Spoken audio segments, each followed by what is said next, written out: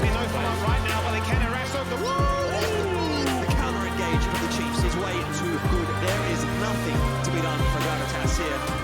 They're even aware of it. Here's here, and that is the ultimate connected themselves into a false hope. Finally, he's gone. Only player to lock in this lane. There is just no damage for the Chiefs. Raiden gets the first pentakill of the LCO. Woo!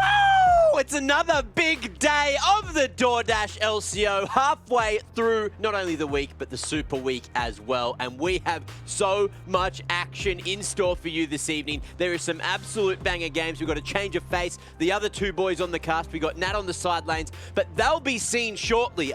After this, of course, what this is, that's the question. Now, what it is? It's usually replays. Sometimes we'll get some replays. Yesterday was actually pretty crazy. We had some kind of upsets. Now, what do you think, Mac? Yeah, Mac, I think that was pretty great. Now, let's go have a look at yesterday before we jump into today, before I go crazy.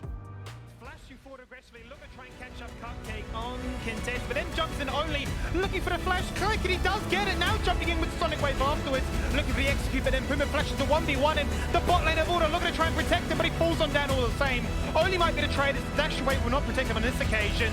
But now Chungy burning his flash also gets collapsed upon by Claire. Level 18 now for Kevy. He is so insanely strong. As Claire's had enough, he jumps on in. Vanna target on towards Puma, but has no protection. The Mega Inferno Bomb does enough before Puma's eventually going to fall on down. He's being kicked and flashed, but somehow the auto attack from Siva is just there in time. But Kevy stop. Raj does go on towards Appy, but the aftershock was there, and maybe a whole bunch of that one, and the Milk might be in trouble right now. Absolutely he is. Rocket jump on his hip, he's going to cop a fair bit of damage in the trade. Start looking to try and get that kill onto Violet Sybil. Does he hit the flash? Max range, he gets it, and a double kill. And he redeems himself for the misplay topside. The Scheibel, huh? Flip it. This has to be a 50-50 flip. Gravitas feel pressure that they need to do something right now. Sonic Wave is there, it's getting lower and lower. Final spot, they've stolen it! Mammoth forgot the Baron, they've got the kills, they get a double, they get it all. They will take it all, but can Thomas Shen find the resets? He's on hit, but he's fallen on down! Frost denies him, clutching so closely. Falling down, it might be in Boma once again in a fair bit of trouble as Jeff's got for the combo, locks him in place there with the wall dash. And that's a massive Moonfall fan here by Swave. The follow-up from the big Inferno Bomb is pretty huge. That could be a bit of a game breaker. Lived in trouble though. Subjugate still working. Abyssal Dive knocks up two. That's the game changer. A double kill for Praetor. Here's the triple. And that is just sheer dominance from Pentanet. That is just... And there you go, a whole lot of action yesterday. Now we have a whole lot on the menu for this evening. And Mac, do you think we should bring in the other casters? Mac, I think that's a great idea. And I think even an imposter, let's bring him in.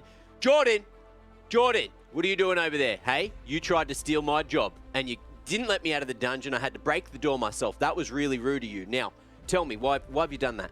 Because I just wanted to have a go in the hosting chair. And to be honest, it feels like you're trying to steal my job right now, right? You seem to be running this whole show, talking to yourself. What do you need me and Rusty for?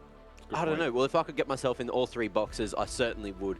Now, Rust Dog, how you doing, mate? How are you feeling? I'm good. I'm bloody cold though, Mac. Where I am right now is like a tin room all around me, so there's no insulation here. So I'm absolutely freezing right now. But after yesterday's games, I will say I'm very excited to kick off today. Very, very excited indeed. And we do have some big games. But before we jump into them, let's have a look back at the standings, where all the teams are currently sitting. And you two can weigh in on your thoughts, because we saw this at the end of yesterday. Pentanet now tied in first there. Rusty, what are your thoughts on that? Yeah, I think Pentanet have shown their recent form that they are once again back to what we saw in Split 1, right? I would say definitively the best team in the league as of yesterday's games, when they were able to take down Chiefs as well in particular. So that's the one big thing that stands out to me. And there's only really two places with ties at the moment. We're getting closer and closer to actually having a fleshed out ladder, right? And that's first and fourth, the only place where ties remain. Yeah, what about you, Jordan? You happy to see Mammoth with that first dub on the board? Yeah, definitely. I'm looking forward to their game today as well. I think that's going to be quite an exciting one, and a very important one as well for Legacy, because it does feel to me like Gravitas and Legacy might be taking the foot off the gas, so to speak. Obviously, Gravitas is kind of still hanging in there a little bit with a couple of decent wins here and there, but are they doing enough to make it to a top 5 placing? Obviously, at the moment, the answer is no. So looking forward to seeing how those teams towards the bottom of the standings in particular do go over the next couple of weeks. Yeah, I'm pretty interested as well. And something else I'm interested in is the games we have today. There's some bangers on the lineup, so let's have a quick look kicking things off here at 6 p.m. You got Chiefs and Direwolves going head-to-head. Gravitas and Petronet at 7 p.m. Peace and Order at 8 and 9 p.m. Mammoth and Legacy. This one's going to be very important for Legacy if they want to stop Mammoth from having any hope, any chance of making playoffs. Because I think if Mammoth cop maybe one more L, then they are completely out of contention. Unless I'm wrong, there might be an even less chance. Rusty, you're the stats man. Do you know the answer? I don't know the exact number of losses required at the moment for them to be outright eliminated, but they're definitely tiptoeing that line, right? They definitely have elimination staring them down. And Legacy also making a play for top 5 from their games yesterday as well is a lot to look forward to. So while the 4th match itself may not mean a great deal between both of the teams, it does individually. And you could say that about a lot of the games today. Yeah, it certainly seems that way. Now, Chiefs up against Direwolves. I'm interested to see how that one goes, Jordan. You know, you got Direwolves on the come up, you know, with a very rough initial showing here in Split 2. But Chiefs, they may not be looking as hot as when the split started. Yeah, Chiefs are definitely looking a little bit awkward at the moment. I mean, 3 of their 4 losses have actually come either yesterday or last week, so they've certainly slowed down quite a little bit. Direwolves look like they've been picking up the pace, but then even for themselves, they've had a couple of questionable results where you've looked at it and gone, that should be a match that Direwolves should win on paper, and then they weren't able to do so. So for me, that's definitely one of the matches to look at. The other one being Peace and Order, I think is quite an exciting one as well. Obviously, Order has been able to, you know, pick up the pace a little bit. They've been looking really, really good, and Peace is still a bit shaky at the moment. So I think for me, game 1 and 3 are the ones to keep an eye on. And look, there's something that's been kind of sus, kind of a little bit fishy in the works in terms of all the champions. And let's have a look at the key picks, and you'll understand what I'm saying, Rusty, right? Yeah, a couple of these picks are kind of sus. So we're going to go through them from first to last, starting with Cogmore. So the reason that Cogmore's on this list is because currently it has been picked 10 times in the league and has 1 win. That single win was, I think, week 1, day 1, maybe game 1 from Praedyth playing it with a Lulu bot lane. 10% win rate is this champion right now. And the reason that it's on this list is because while it has been starting to get played less and less by the top teams, it is still a trap pick that the bottom teams are falling victim to, namely Mammoth, I would say, as Frost does have the most games on that in recent times. So it's on the list as like a Cogmore can be great, but it is clearly not working, so you're falling for your own trap by picking it in the first place. Thresh is a champion who we've spoken about on the league that's kind of cursed, right? Had like a 15% win rate.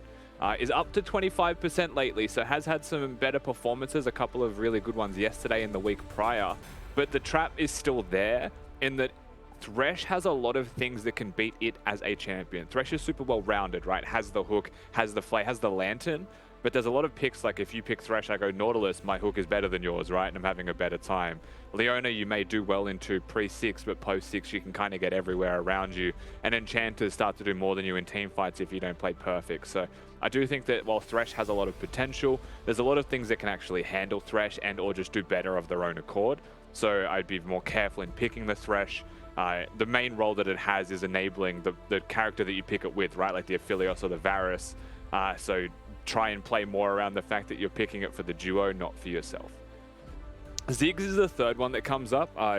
Ziggs has like a 33% win rate right now and is very prevalent in our league. He's being picked or banned pretty much every single game. So that's a pretty low win percent considering that. You'd want it to be closer to 50, right, if it's in every single game. Ziggs has obvious weaknesses that I think teams are starting to get a better read on, a better handle of, actually similar to LeBlanc. But early game requires scaling, needs items, needs time in the game. It's not the safest wave clearing champion, though there is the Q. It has to bounce 3 times to cover max distance. It's not an Ezreal, right, that can dash away with the E. And also adds magic damage to compositions where a lot of teams start to get overloaded on magic damage. And then it's really easy for a Mundo to come along on the enemy team and just run you over very easily. Lee Sin is the 4th pick on here. And I think that Lee Sin's less of a trap pick in comparison to the other 3. The reason that he's here is because I think the latest patch has actually shown a couple of really good options into Lee Sin, specifically in top lane. I think yesterday in particular there was a Mundo picked into it, and it's more than once we've seen that. Claire's being conditioned, it's terrible. And the second one was Tahm Kench that seems to be handling it very well. So I like Lee Sin because it's a flex pick, but I'm seeing more and more as time passes it being less and less of a pick for top lane. So just worth keeping that in mind. Well, kept in mind. Thank Thanks, you for man. all that. And that's why all these 4 key picks were kind of sus. Now, before we move on, Jordan, do you have anything to say about your personal play with Thresh? You were telling us in the pre-show that you feel like it's against you, you know? All those mid laners with the dashes just able to have many chances to dodge your hook, and you've only got 1 chance. I don't know. Sometimes Thresh is like the best champion in the game, and sometimes Thresh is the worst champion in the game. It feels like if you don't play perfectly, if you don't hit hooks, if you don't hit your abilities, sometimes you're just running around in a team fight being a bit useless, and you're an overglorified shield bot, in which case, you know, your shields are on a much longer cooldown than most of the enchanters, exactly as Rusty said. So, yeah, Thresh can giveth, Thresh can taketh away, and we've sort of seen a little bit of that, I think, in the LCO so far this split. But as far as my Thresh is concerned, I mean, I couldn't put a foot wrong. Ah, true. Of course. Why would we ever doubt you? Now, someone else I don't doubt is everyone at home. Yesterday, you guys did the best job so far with From the Fans. You sent in so much quality content, and I'm expecting the same again. Not high expectations, just anything. Look, I'll give you a hint. This is one we haven't had yet. We did actually get a video response yesterday where someone told us how to say their name correctly, how to pronounce it. Now, you can ask us a question. You don't have to ask it in text form. I know that's the easy way out, but I can show you here. Look, go. Hey guys, hey Mac, what did you have for breakfast today? And hopefully, if that goes to production, they'll send it for the next From the Fans later on, and I can tell you what I had for breakfast today. You guys can ask the questions as well. It doesn't just have to be me at LCO on any of the quality platforms of the social medias that you guys want to get around, and we'll get it up here for you guys at home. So hopefully you can ask the content, you can ask the questions, content and questions, lots of it. We've actually got some ready. Now, it's your boy, Darantaris, bringing in the memes nice and early in the show. Spot the difference. I don't know, Chin Lords, hey, how they doing? Yeah, that's good. You need to have a strong, powerful chin. Otherwise, you're not good in the mid lane. So I feel like I'm missing the joke here. It's just the chiseled good looks. I don't see what Jace the is an joke is. ogre, then isn't... I think it's they're all trying to Shrek. say... It's all Shrek, right? I don't Yes. know, Rusty. How about get Shreked? We've got another meme to bring up as Thanks, well. man. You got your boy, So much more Edmund Coulson, clarity. Tiger_Jade. It's only natural. You know, at Direwolves are going to get back to the winning ways. At Chiefs, watch out for Cupcake. He's not your normal sweet treat. Ooh, you love it. And great meme, by the way. So, Jordan, what are your thoughts on this one? I like Star Wars. I'm a big Star Wars fan. So yeah, just send us more Star Wars memes. Just do it. Yeah. That was a really poor attempt. I'm just going to I wasn't that one trying out. to do the impression. I was yeah? just trying to use the words, just to put it out there. I wasn't trying to, you know. Of course. Great job, Jordan. Now, if you guys have content, please add LCO, send it in, and we'll get it on later in the show. Post-game, pre-game, you know, we love to see what you guys have to say about what's going on. Show us how you're watching the game. Anything, it all bloody works. It's all content at the end of the day. And at the end of the day, we've got to get through 4 of these games. So let's start talking about match numero uno. It's Chiefs and Direwolves going head-to-head, and this could be one of the better games today. So, Rusty, take me through the Chiefs and tell me why they're so damn good at this video game. I mean, the Chiefs have found a style that is uniquely them, which I do think has been and will be very good in this league, right? Has a lot of opportunity for success. I think that Lived and Kisei are major components of that, because if they perform well in laning phase, then Swaith gets to have free run of the map, and that's perfect, right? That's the Chiefs in a nutshell. And then you have Mboma and Drag being able to be more variable. They have niche picks, they have pocket picks. The main goal is to just survive and then prosper out of laning phase for them, but as of late, we've been seeing a little bit more of that exploitation, right? It could be just as simple as controlling the laning phase of those solo laners, and suddenly it's not that simple for the Chiefs. So they're a very good team when they get their way, Mac, but we haven't seen them getting their way every single time. And Jordan, any thoughts on the Chiefs before we talk Direwolves? Yeah, it has been a little bit of a slowdown from the Chiefs. I'm not sure if I'm overly concerned just yet, but I think the stat was like 3 of their losses have actually come from either yesterday or last week. So out of 4 games, they've lost 3 of them in recent times, which is not looking too fantastic for them. Hopefully they'll be able to turn that around today. Certainly, certainly. Now, Rusty, take us through the old Dire Wolves, because they've been playing pretty damn well recently, especially towards that top side of the map. So is that their key to success again? Yeah, up until yesterday, Direwolves had 5 wins in a row, I believe. Yesterday, of course, they were taken down by Order. Nice tips, by the way, Rusty. Thank you. Looking towards the I have to do it as well. Sorry, Mac. Just looking towards the top side of the map, like you highlighted, I do think that they're a big part of it. Shock felt a little bit off in their loss, and that's probably the first place that I would be looking as to what exactly happened there, right? Picked the LeBlanc into a Lissandra. I want to say was negated, but wasn't really. I think both mid laners were a little bit off on the day. And Direwolves losing, I think that's a pretty clear indicator, right? Direwolves starting that streak, beating Pentanet.gg. It was Shock on that same LeBlanc going absolutely insane. So definitely a place where I'll be looking more than just the top side, though I do feel bad for Claire having to endure multiple Dr. Mundos when no one else is. Yeah, that's it's been a little bit rough for him, so hopefully it goes a bit better this time. Last time, of course, he did have to deal with that Trundle up in the top lane. Lived making it work recently up until yesterday where it didn't. So, you know, we've seen Chiefs look a little bit shaky, but in terms of last time they played each other, Chiefs did take the cake and made it look like a damn good time. Oh, this was the snip-snip game, of course. I wonder if that's going to be let through or if Direwolves have learnt their lesson, Jordan. Yeah, I mean, I think Gwen is definitely a champion that's liable to get picked up here or banned away. I mean, I guess for me, I'm a little...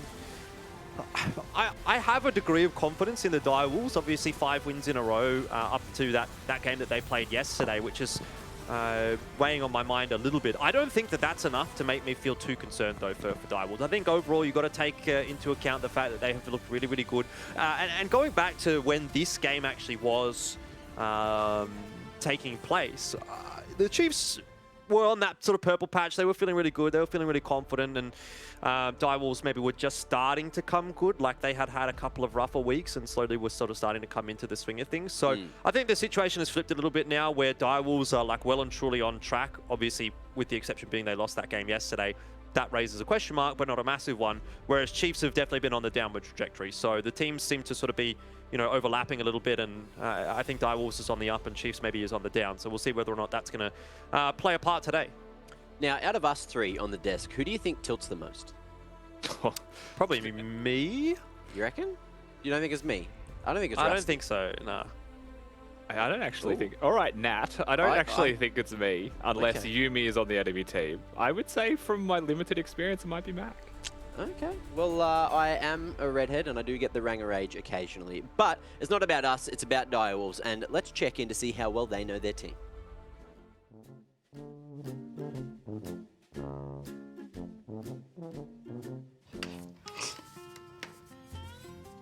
We all gonna have the same answer here, or what?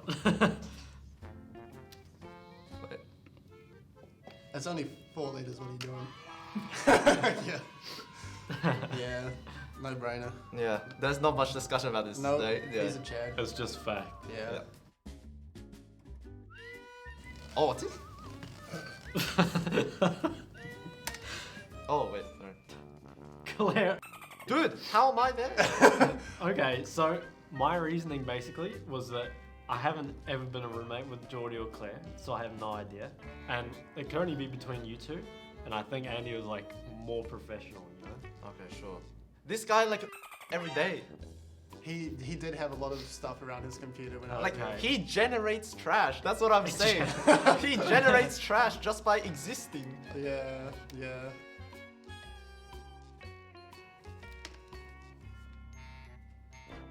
Ooh. Okay, Pretty different. I reckon like if I'm like trying to be really hype, then like people start to get into it. But if I'm not, which is the most time, then it's just maybe I just like notice the difference heaps. But actually, I should have slashed Shock. Yes. You cracked some good ones. I'll pump myself, but yeah, it's mainly just like jokes. I don't really like feel like I bring people up. I'm pretty sarcastic sometimes. I think it like helps improve the mood. Yeah. Yeah, true. I think Shock is more of the, like, he lightens up the mood, and then only kind of like, he makes people, I guess, try harder, I guess, or like, Confident. yeah, like focus Yeah. more. The way he like makes calls and stuff. Yeah. Yeah, yeah, that's true. Actually. Nah, this shouldn't even be a question.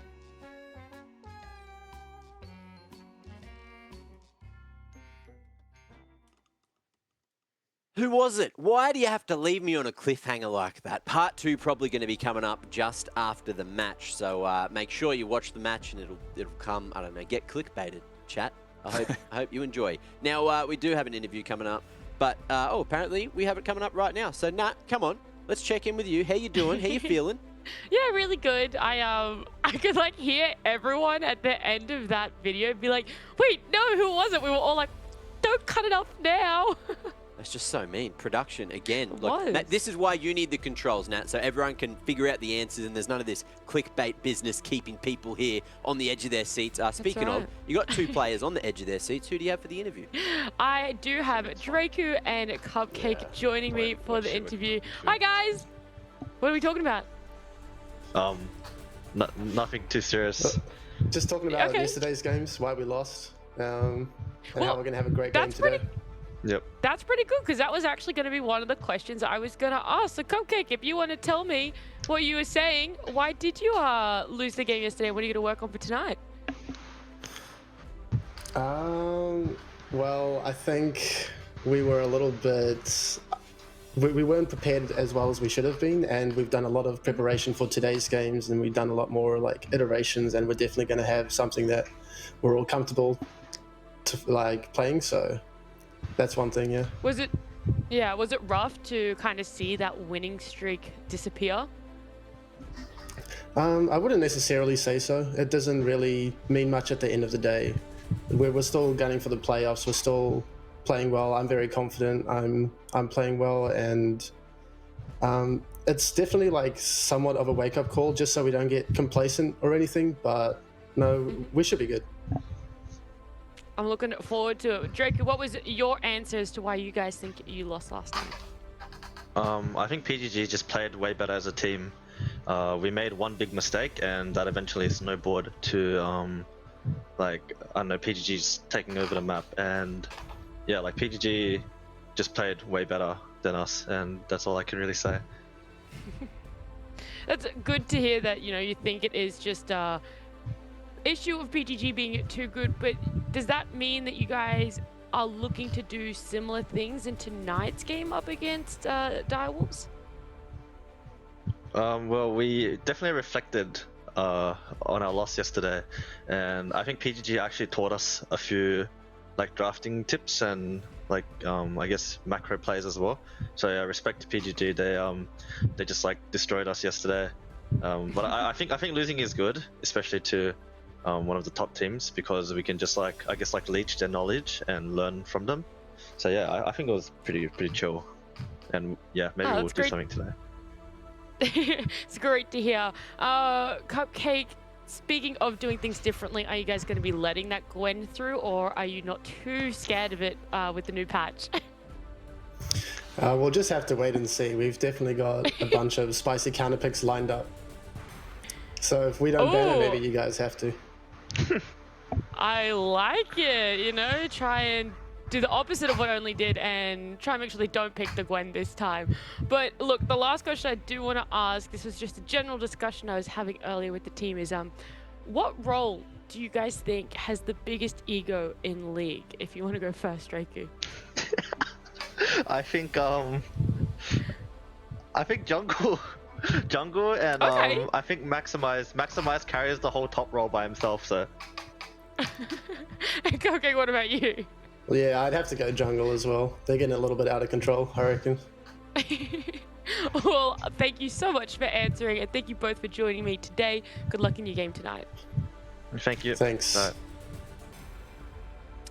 Jungle, hey? Yeah. I do No one have a said pretty jungle. big ego, so it makes sense. It really does. Unfortunately, Jordan, the ADC main, probably takes the cake. I'm not an ADC main. What? Hey, look, you've been playing a lot of it, and in our games at least, we did have people that played with you and said that you Mate, got really tilted at The them, only so- reason Yeah. I have to play ADC in our games is because I definitely don't want to see you on ADC. That's the real takeaway. Well, I did play ADC, and I was beating Swifty in lane before our producer Phil didn't gank, and they ganked, and we lost. Anyway, that's like the only lost game in our 10 minutes I've ever had, only of win, on paper. Now, let's talk about predictions, because that's something else that matters on paper, at least to Rusty. He's doing a pretty good job, aren't you? Yeah, I mean, I was just thinking to myself for a second there, Mac. I wonder why I'm not invited to these 10-mans. But that's okay. We'll move on to the prediction, shall we? I definitely went for the Chiefs this time. Actually, today, while you didn't get to see my submissions again, I don't think there'll be anything massively surprising. I do think today is kind of going to be a day filled with mostly favorites. And I don't think today is any exception if I said that Chiefs are the favorite against the Direwolves, even though it might be a small amount. So I've kind of just tipped the favorites here. Okay, well, let's jump over to the second page because I don't really care about what Elfish Guy has to say. And Nat, you are going on the other side of the thing there with Skimmy, so Direwolves.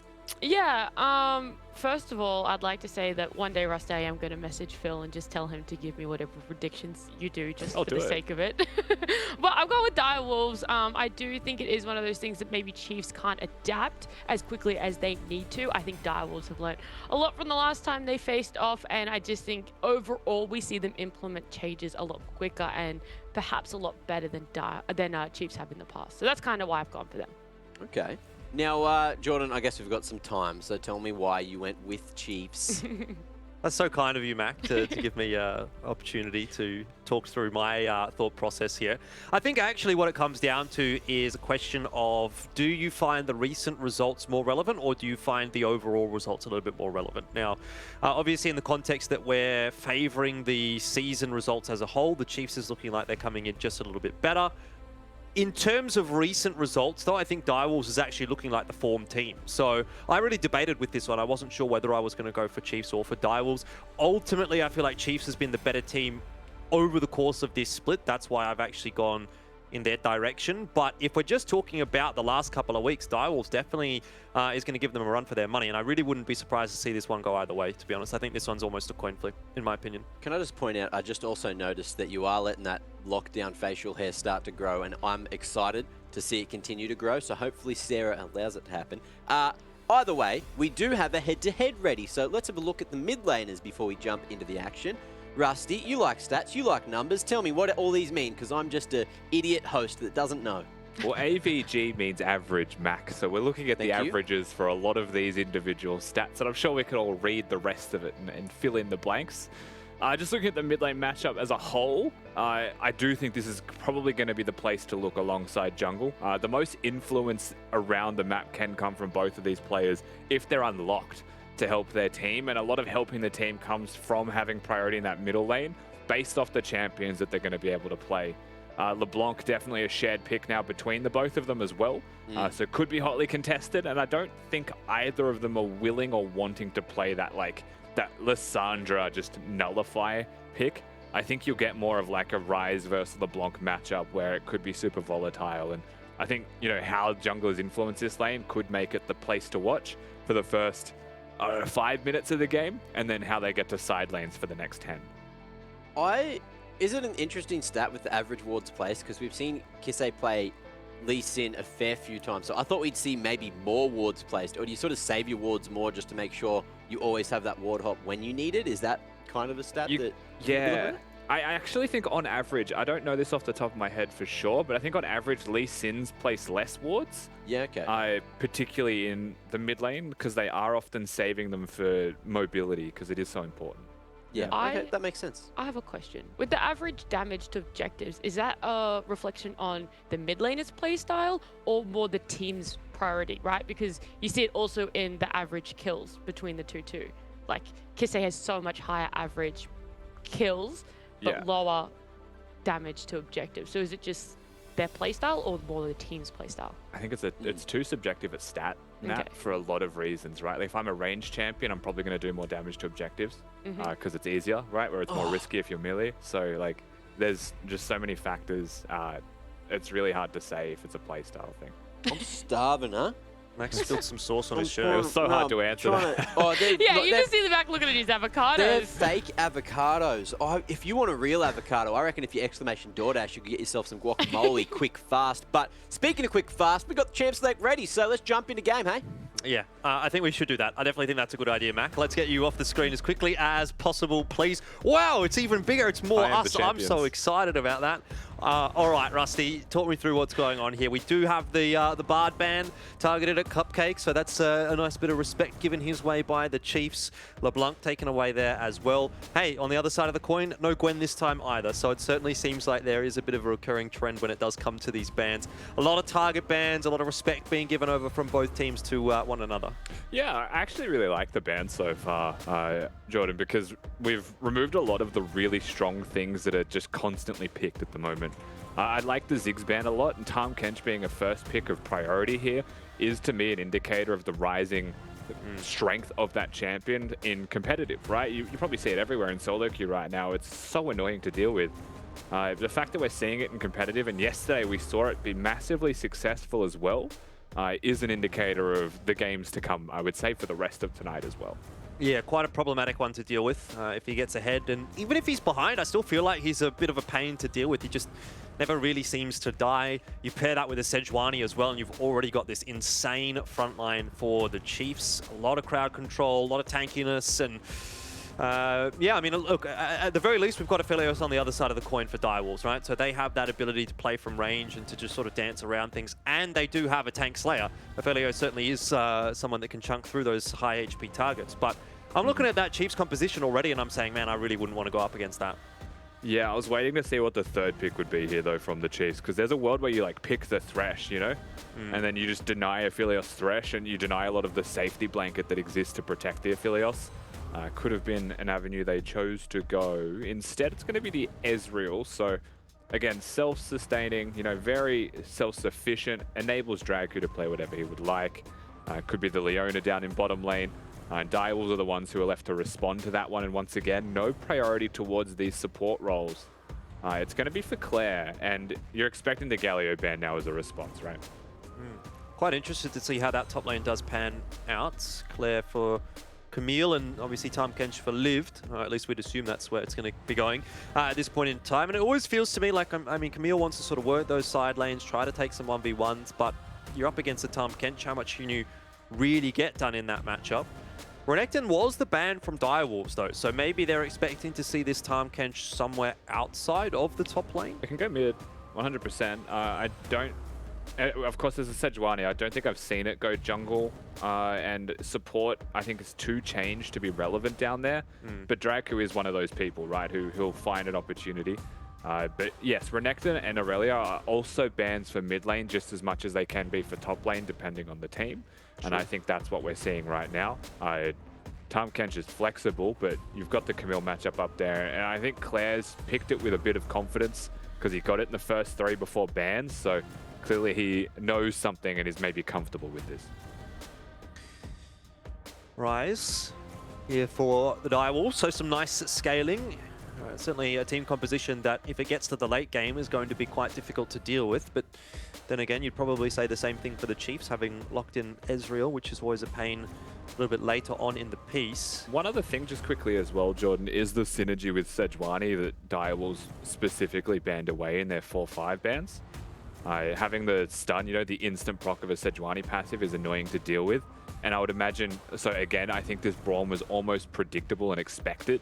Direwolves will have their confirmation now, but you've got Sejuani Braum, which is a standard composition. If you had a mid laner that could instantly proc Sej passive, something like this that is melee, you have a very dangerous level 1. You have a very dangerous scaling and snowballing as well through your skirmish ability.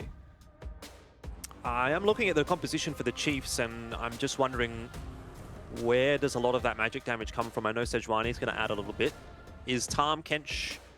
I mean, Tahm Kench is obviously just primarily a tank, but is he putting in a little bit of magic damage here as well to help out, or is it really just primarily physical damage coming through for the Chiefs? Yeah, it's a weird comp because I think they all do a bit of magic damage. Like, they're all physical champions, but does too. Yeah, Yone does like a 30% maybe magic damage in his build as well.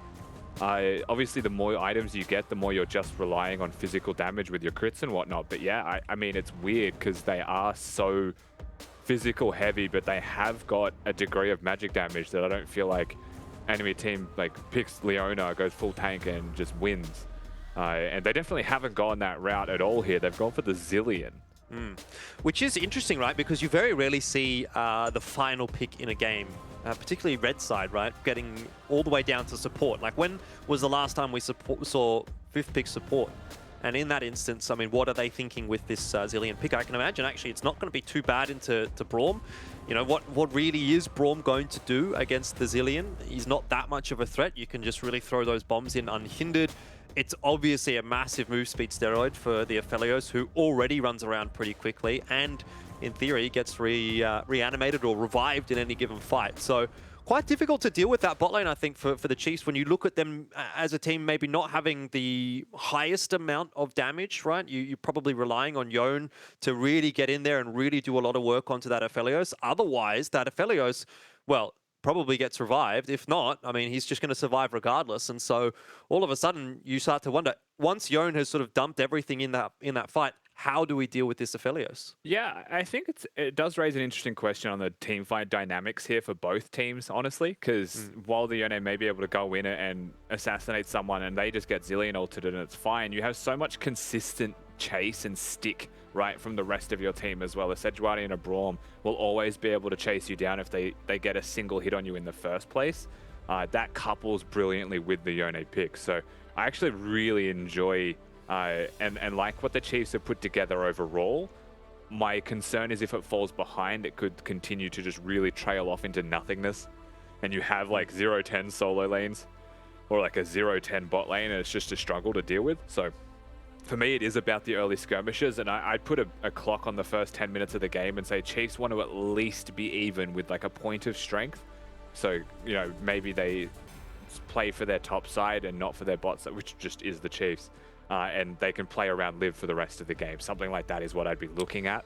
Where Direwolves, I think, is a bit more mobile in the way that they can play their macro, right? You use those Rise ultimates, Zilean movement speed, makes it pretty hard to catch them. Xin Zhao with a Zilean as well is actually quite difficult to deal with in team fights because he's just going to stay on you and deal damage. So there's a lot there to worry about if you're the Chiefs.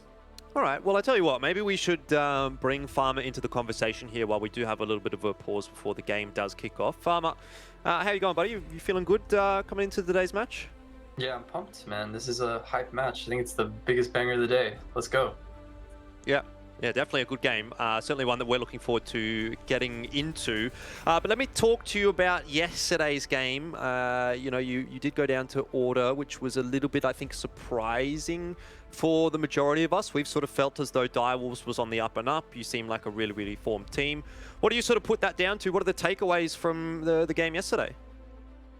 Well, Order played well. They drafted well. I think that we didn't exactly draft the way we wanted. I think that we made some mistakes in key moments of the game. You know, it happens. Like, we're definitely really happy with our trajectory, and it's just important to acknowledge that sometimes games won't go our way. But like yesterday, we learned a lot from it, and you know, we're looking to adapt every patch, every game better and better. So yeah. Interesting that you bring up the patch as well. Obviously, we're now on 11.14, which is something that I want to quiz you on a little bit here as well. You know, what are your thoughts on the patch and how some of these new champions are starting to come through? I note in particular, we haven't really seen any curveballs from the Direwolves just yet. You know, no Tarmkanj, no sort of like Lilia coming back. Maybe Graves was a talking point yesterday as well. But at least as far as your composition yesterday and even so far today, I'm not noticing anything necessarily that's a massive curveball. I mean, we picked Zilean, but I guess that's not a product of the patch. The champs that are coming into the meta, a lot of them that we didn't get to pick here, like we've been practicing them, we're pretty happy with them. It's just that, you know, if we have a good situation for our comfort or for, you know, the style that we're really happy with, then of course we'll just go for it. And this game, we're just very happy with the champs that we picked in the order that we picked them. So I mean, yeah, like the changes to the patch is interesting, of course, a lot of nerfs, but I think we're really happy with the way the patches are going for us. I think especially going into the playoffs patch, we're really looking forward to that patch, especially because it just seems like it's going to be beneficial to us more than any other team. Just on the champions as well, Farmer, I know that we're the best ARAM team on the server, but for the competitive squad that you have, It does feel like it's going more and more down the route of like fighting styles of champions. Would you say that that is much more in your wheelhouse? Like I know Claire would feel much more comfortable with the meta the way it is now, right?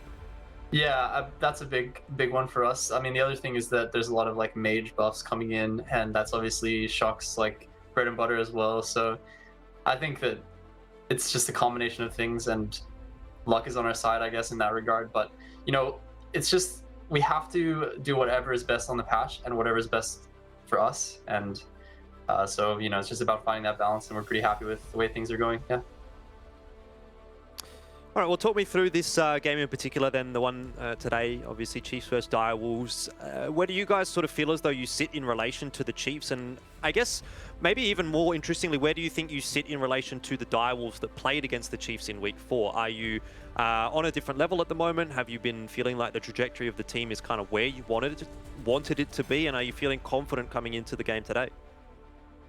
Yeah, confidence is really up for sure. In the Week 4 match when we played against the Chiefs, we were not happy with our trajectory, and we were not happy with exactly where we were sitting. So, I mean, obviously we went on a 5-game win streak, and we changed a lot of our internal processes to kind of get to that point as well. So we're a lot more confident going into today.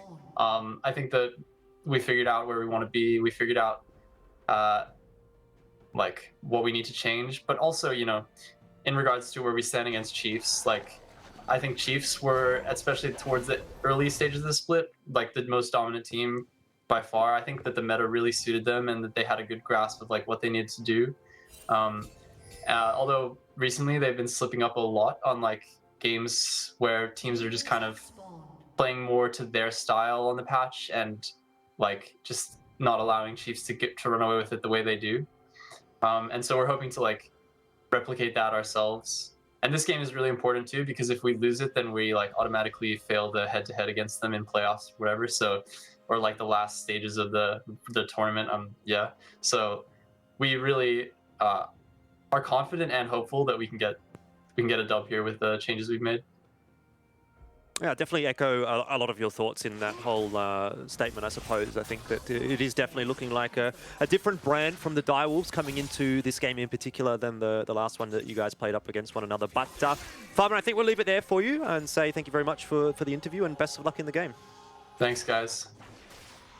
Cheers. All right, looking forward to this one, Rusty. As stated, it's going to be a very, very big one. Obviously, that head-to-head is a factor, but not just that. The place on the standings where these two teams are at the moment is still reasonably close, especially with the slip and slide that Chiefs have been going through, which is meaning, you know, this is a hugely important game for both teams. Yeah, just a bit of slips in consistency there for the Chiefs squad. Lived right now, the person who we're seeing on your screen, has been a major part of why the Chiefs have been successful. Gets very good level 1 trades here, by the way, and has basically just put Claire in the bin. But Claire still with potions in hand will be perfectly fine. And otherwise, you know, while we were just wrapping up that coach interview, it was a very standard start here on Summoner's Rift. And I think that overall, you'll see nothing crazy just yet. Shock forcing that priority with his Mana Crystal, looking to reset. Pretty much standard, right?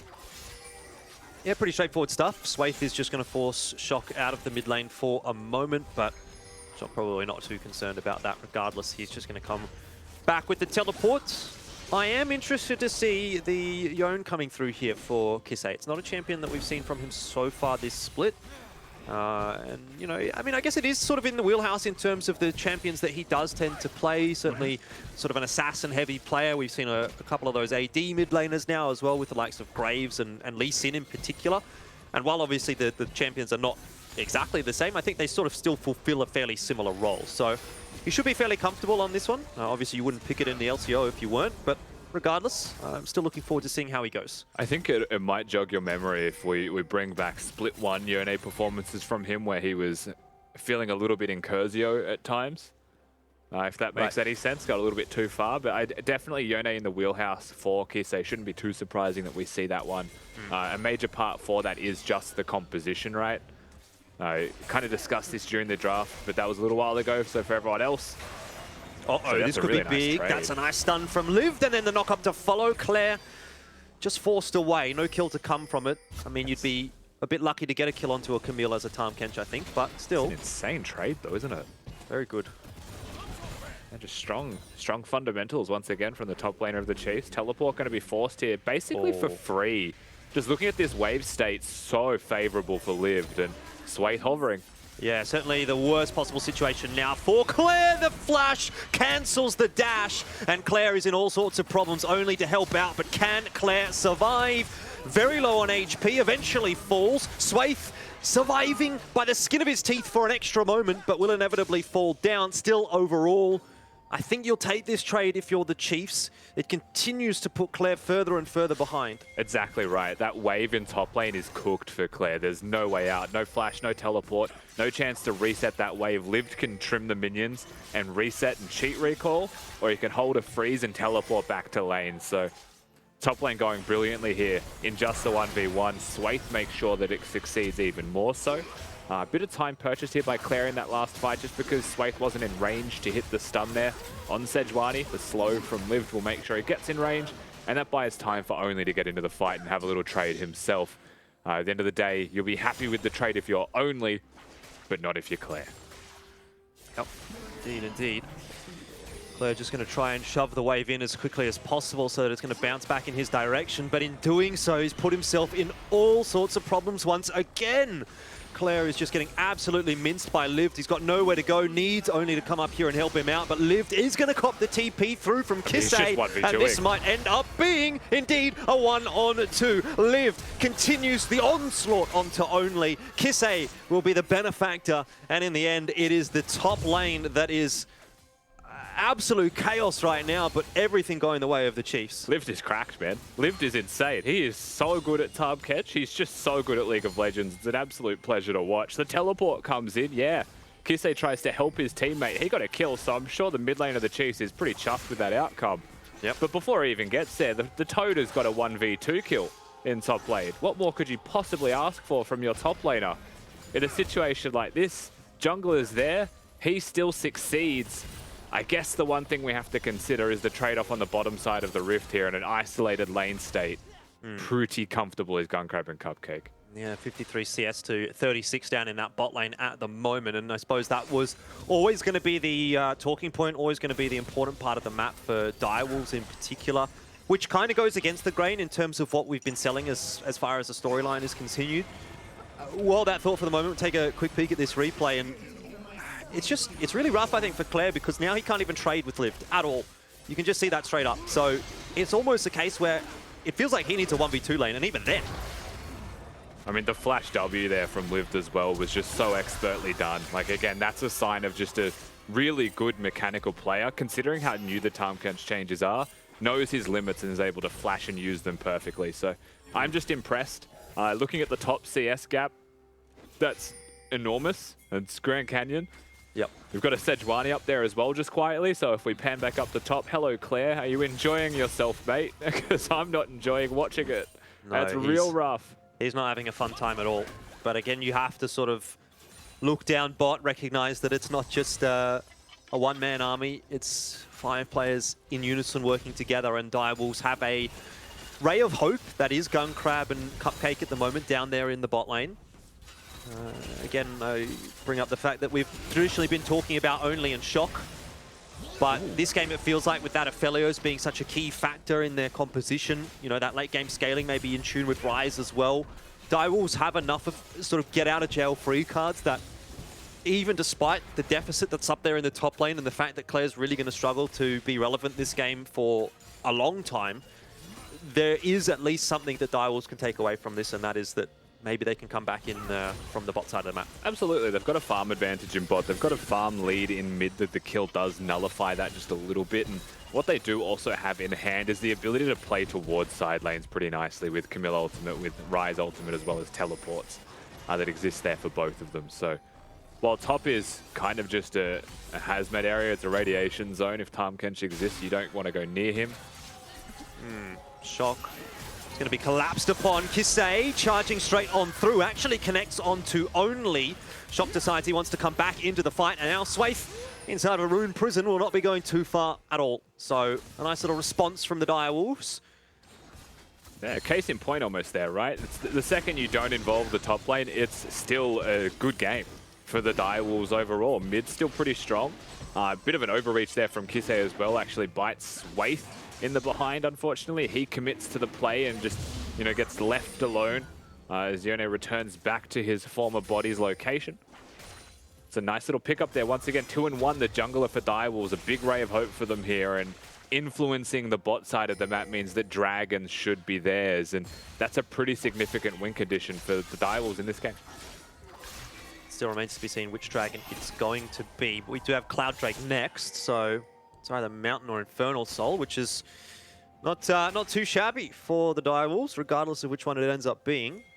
Lived will continue to play top lane games. It's one thing I never get about top lane. It's just, you just sit there and let the creeps kill each other when you're ahead. But like, isn't that painful for Claire? Like, he has, we're what, 10 minutes into this game, and I'm pretty sure that there hasn't been a single moment where Lived has pushed. No. He has almost held a freeze, but all 10 minutes of, all 9 minutes of laning phase in this game. Like, that is the saddest thing I think I have seen in top lane in a while. Yeah. Lived is nearly double Claire's CS at the moment. Kisei and Swaith will put the Rift Herald to bed. And they'll look to influence the rest of the map with that. Interesting to see where that does go. I'd imagine at the moment, Lived is quite happy for that to not actually end up in the top lane, because he wants to keep this exactly how it's going at the moment.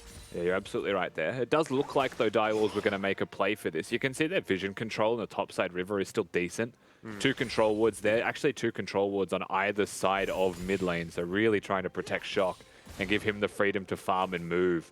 But at the same time, I think the play is obvious that the Direwolves want to help top. And now that it's starting to push one of the first times, surprise, surprise, Sejuani is here, and it goes.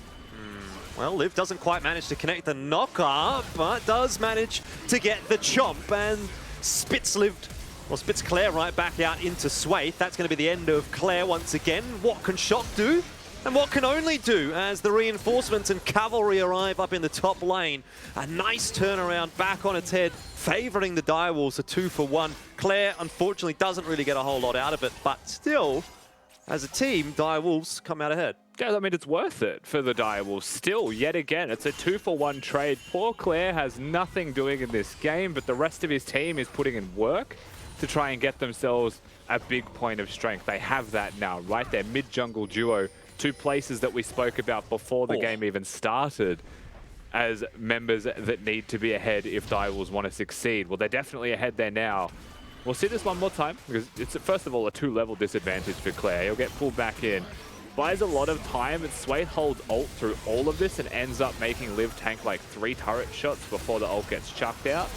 Only gets plenty of time. Shock gets plenty of time to get here and assist the rest of this one. So nice little trade back for Direwolves. Yeah, Kisei, no TP available in that whole exchange, so now I guess we turn our eyes and attention toward him and what he can do with his TP play, because Shock has made a difference now with his.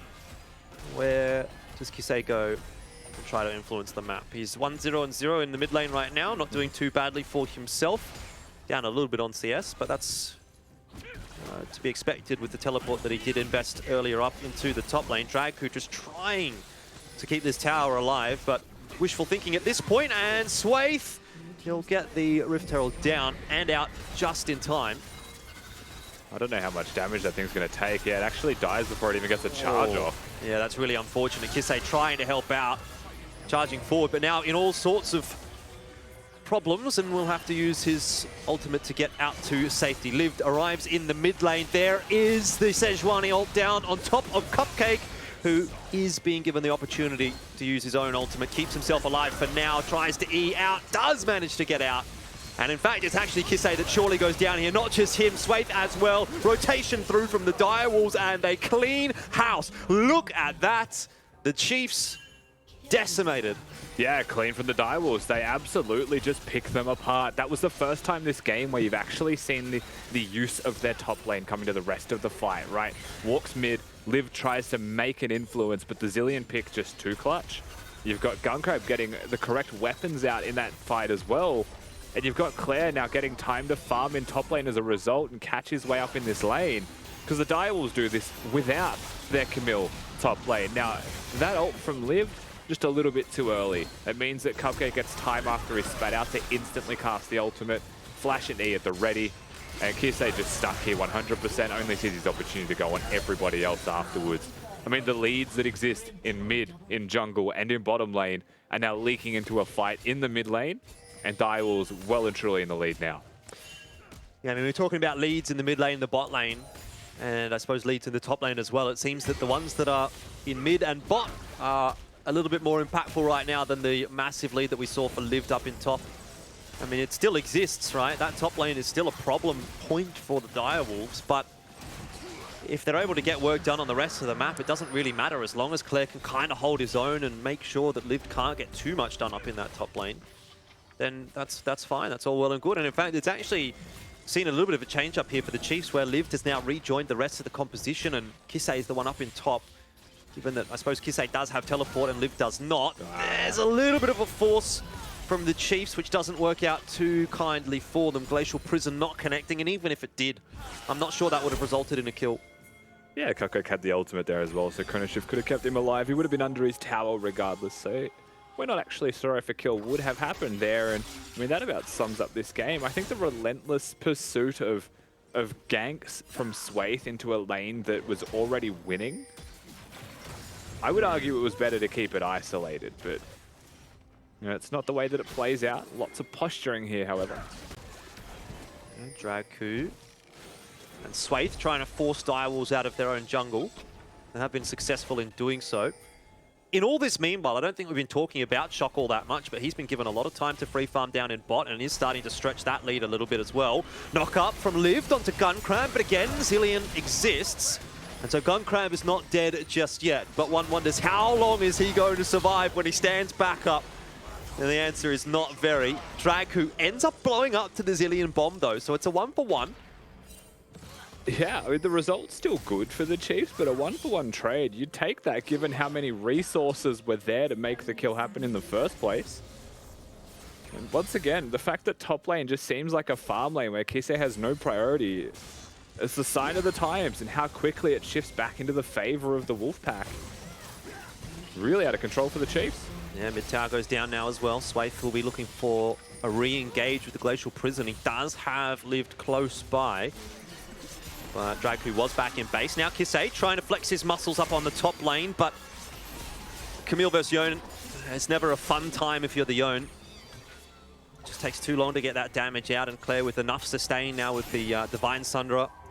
And obviously the Grass procs doesn't feel like he's under too much threat actually against the Yone. Yeah, there's no shield bow, there's no mythic there for Kisei just yet, so actually in a pretty good stead is the top laner of Direwolves, and we haven't really mentioned it too much, but it's been about a 6,000 gold lead for a couple of minutes now, and that just ballooned out of nowhere basically with a couple of good skirmishes. And it shows the caliber of a team that Direwolves actually is.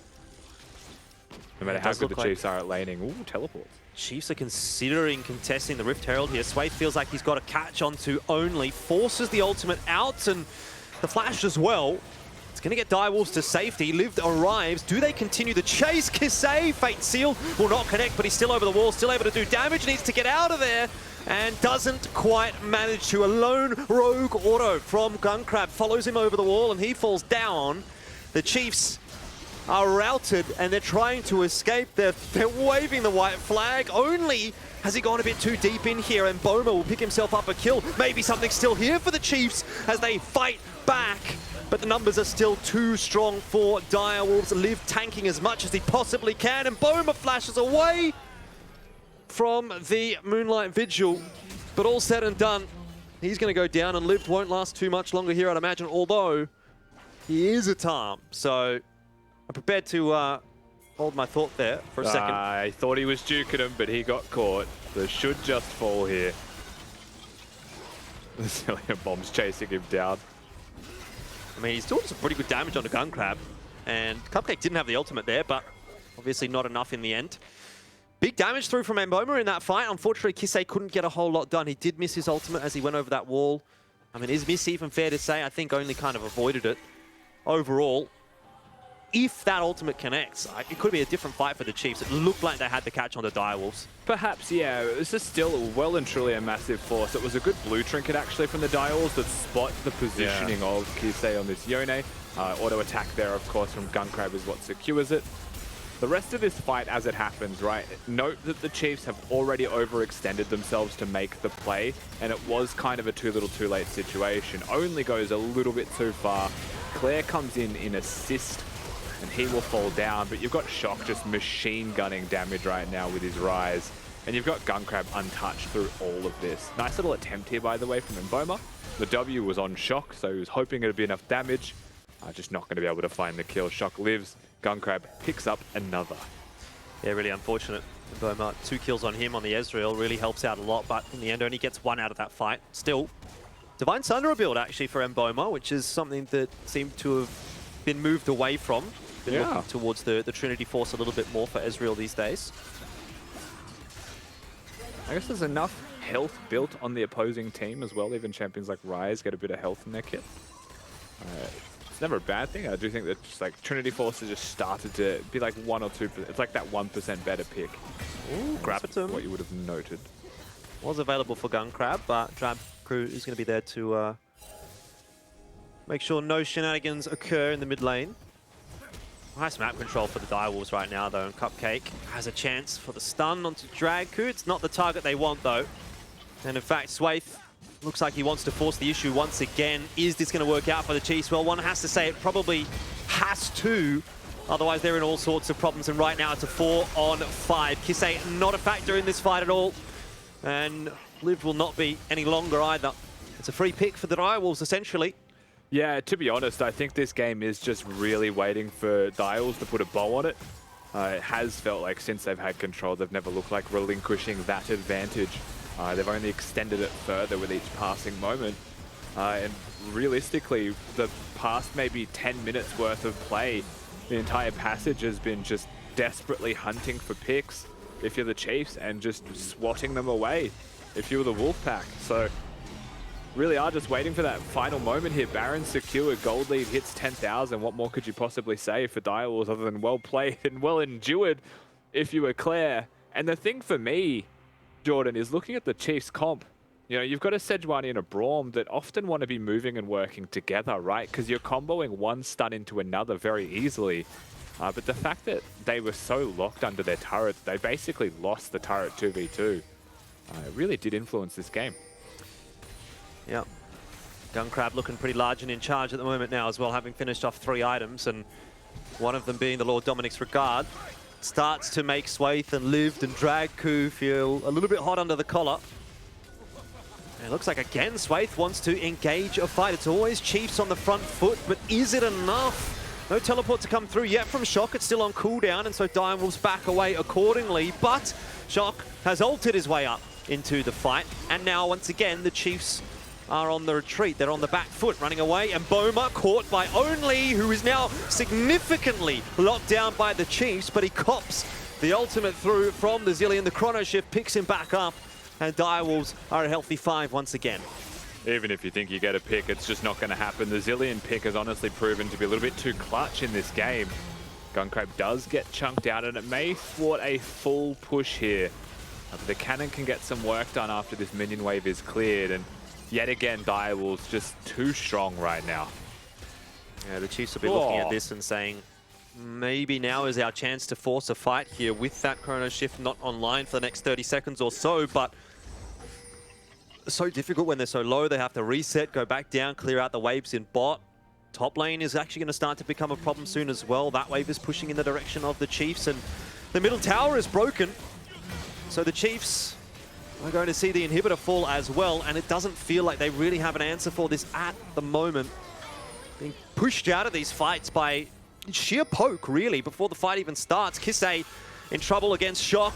The flash forward, Liv will save his life, but not for long, because the rest of the collapse is through from the Direwolves, and that might well be the final nail in the coffin for the Chiefs in this game. Direwolves are looking way too strong, and when you have a 6-1-5 Aphelios to your name, a 4-0-9 Ryze, is there really any other result that could actually eventuate? Unfortunately for the Chiefs, I think there's nothing more they get to do in this one. It has been a pretty comprehensive victory for the Direwolves overall. They've definitely looked like the better team in this game, Jordan, as there's really no way back in for the Chiefs camp. A little bit disappointing overall, you have to say, given how that one started. But with the way it was closed out with an advantage, never in doubt for the Direwolves. Yeah, Direwolves, I mean, I think they might have been a little bit concerned right at the start of that game. Probably first 5 minutes or so looked really, really bad. The Chiefs seemed like they'd be on a snowball really from that point onwards up in the top lane. Liv was dominating. Swathe was getting a little bit in there as well. I mean, Kisei picked up a kill in that as well. So you think, I mean, some of the key members for the Chiefs being able to pick up early kills, early gold, but wasn't able to eventuate into a whole lot. Mac, let's get you back into this one here. You'd be pretty disappointed in the Twitch chat. I think that was a 51%er for the Chiefs, and they didn't go the way of Direwolves. I myself am a little bit disappointed because I really debated here as to whether or not I should go for Direwolves or for Chiefs. It was a 50-50, like I said before that one. And I think, you know, the Chiefs have looked better in this season as a whole, but if we're taking only the last couple of weeks into account, that was a Direwolves game every day of the week, and they showed exactly why. Yeah, I actually didn't notice which way Twitch chat went, but now I've got no faith in them anymore. So, you know, just do whatever you want, guys. It's fine. It's fine. I don't care about my predictions, so you don't care about them either. I see how it is. That's fine. I don't care. I swear I don't care.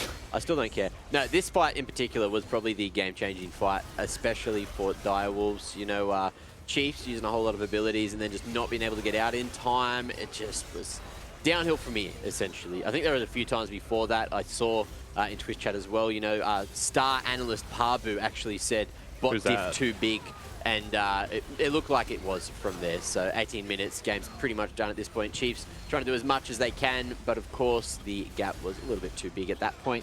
And there you have it, Direwolves take another dub over the top team in the league, and now that leaves the top position open for Pentanet to take later if they do get that W. So that is pretty important in the grand scheme of things. 100%. It's definitely a big deal. And I just want to say as well for Chiefs, I do think that there was a bit of a diff in draft here as well. I do agree with, was it Parbu? I haven't heard that name. Anyway, yeah, I think he was right.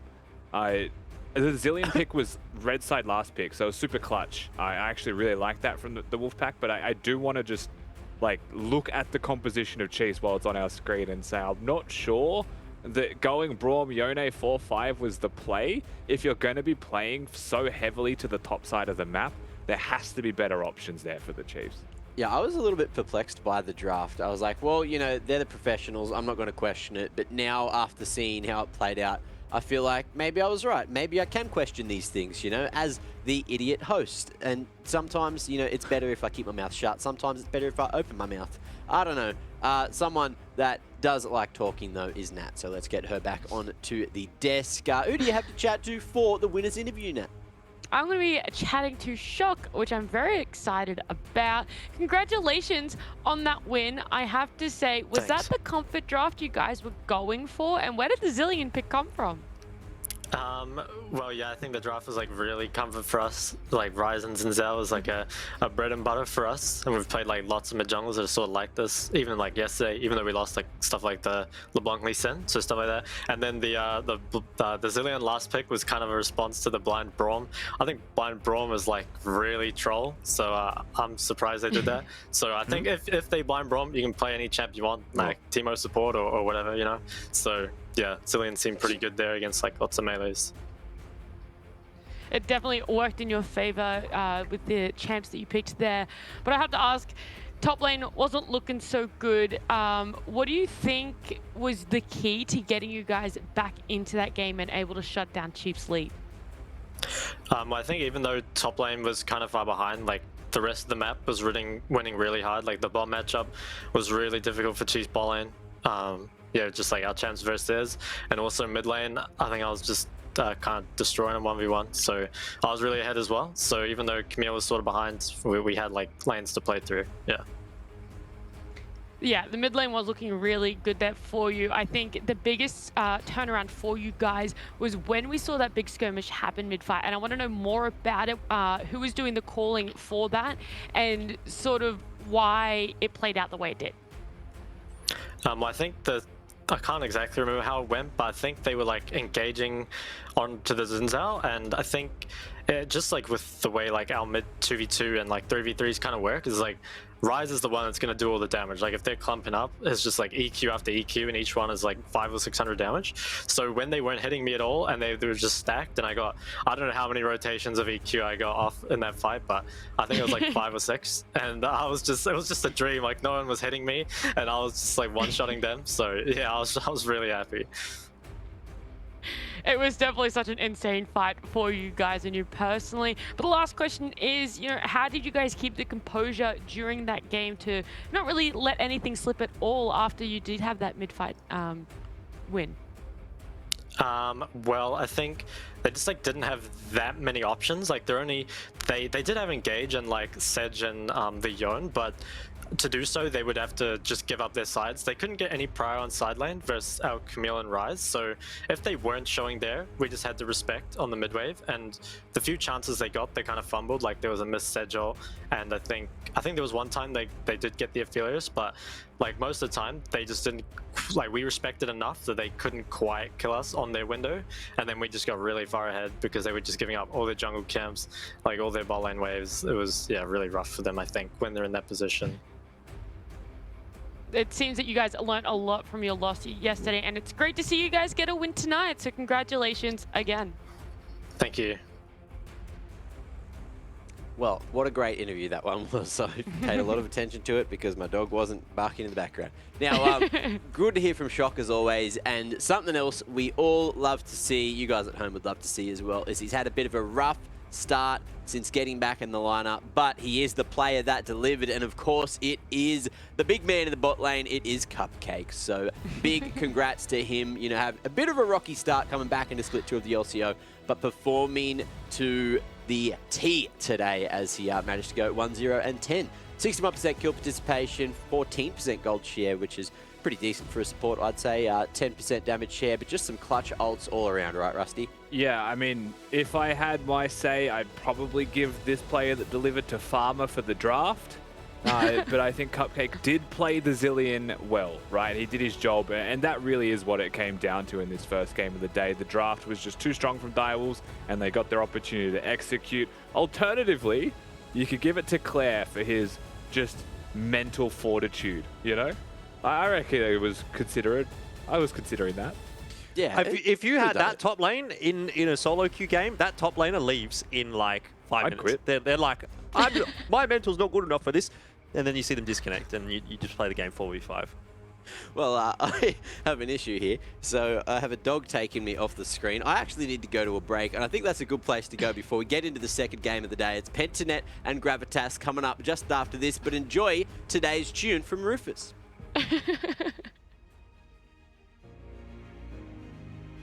All sorts of problems once again. Claire is just getting absolutely minced by Lived. He's got nowhere to go, needs only to come up here and help him out, but Lived is going to cop the TP through from Kisei, and this might end up being, indeed, a 1-on-2. Lived continues the onslaught onto only. Lived arrives in the mid lane. There is the Sejuani ult down on top of Cupcake, who is being given the opportunity to use his own ultimate, keeps himself alive for now, tries to E out, does manage to get out. And in fact, it's actually Kisei that surely goes down here, not just him, Swait as well. Rotation through from the Direwolves, and a clean house. Look at that.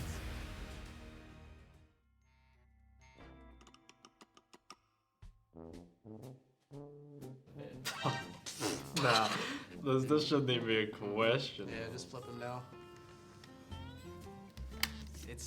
Yeah, that one's too easy. Like specifically out of bed. Yeah. Yeah. Yeah, where this might have happened previously. Yep.